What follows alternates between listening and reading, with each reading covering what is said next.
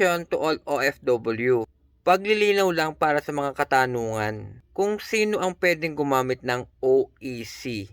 Kung ikaw ay umalis sa bansa ng newly hired at under ka ng agency, sila po ang authorized, sila po ang lahat na magpaprocess ng documents mo kasama na po doon yun ng OAC. Ikaw ay isang balik manggagawa, ihanda mo lang lahat ng iyong mga requirements. For example, ano ba ito? Verify contract, valid ikama or visa, valid passport 6 months, at employer ID. At kung ikaw naman ay direct hired by your employer, ibigay mo lang sa DMW office including your medical resort. Okay? Result. At kung ikaw naman ay umalis sa bansa bilang tourist visa at pagdating sa bansa nakahanap na kayo ng inyong trabaho at gusto mong magbakasyon sa Pilipinas at ikaw ay babalik sa same employer, ihanda mo lang yung number 2 na kailangan, okay? At kung ikaw naman ay sponsor visa or tourist visa, hindi mo na kailangan kumuha ng OAC, okay? Ang OAC ay para lang sa certified OFW.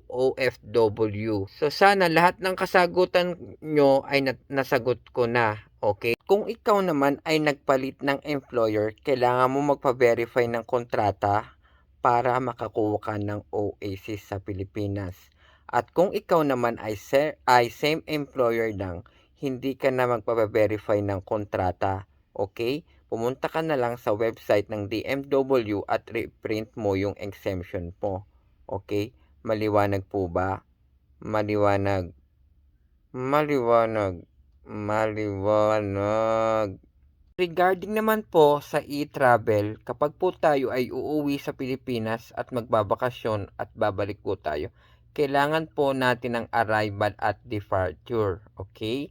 Kailangan po mag-fill up po tayo after 3 days or 72 hours. Okay? Naman po sa vacation pay, magkaiba po ang vacation pay at ESB.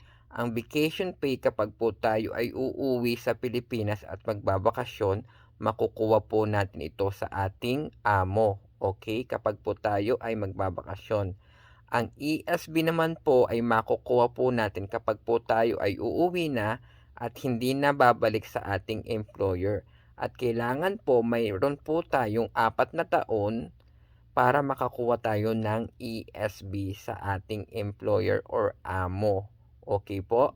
Maliwanag na po ba yun? Pag hindi po ibinigay ang ating ESB or vacation pay, pwede po nating ireklamo po ito sa pinakamalapit na OWA or polo para blacklist po natin yung ating amo at para mas maganda magpasama tayo sa amo natin sa embassy para magpaliwanag po sa OWA or polo. Mas maganda isama natin yung amo para ipakita po ng OWA or polo sa amo nyo, then ibibigay na po yung ESB nyo. Okay? So lahat po ay wag po tayong umasa sa ESB kung bibigyan po tayo ng amo. Nakadepende po rin yan sa ating amo kung ibibigay po ang ating ESB. Okay? Nakadepende sa amo kasi karamihan sa amo hindi po sila sumusunod sa kanilang batas dito po sa Saudi Arabia. Naman po tayo ay magbabakasyon, ito po ang ating kailangan.